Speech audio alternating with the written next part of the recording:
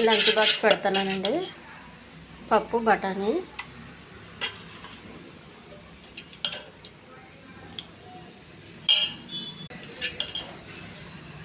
పాలాకు పప్పు అండి. శనగపప్పు బఠానీ అన్నీ యాడ్ చేశాను, చాలా బాగుంది. బ్రౌన్ రైస్ అండి.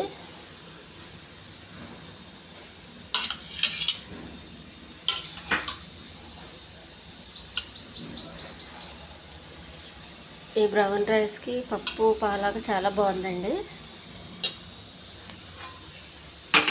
ఇది పన్నీరు.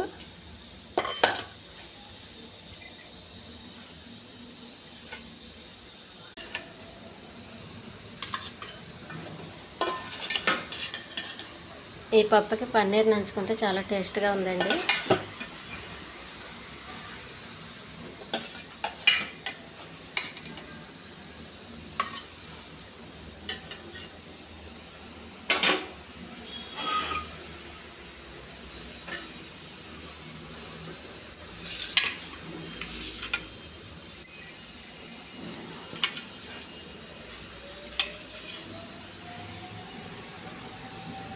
బఠానీ, కందిపప్పు,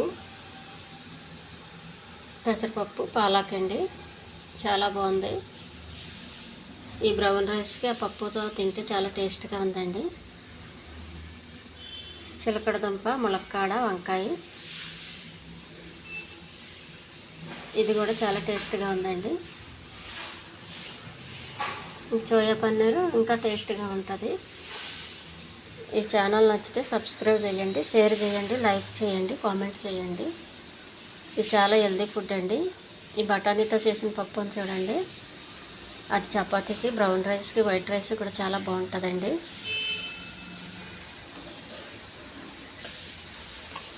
బాక్సులు చదురుతున్నానండి.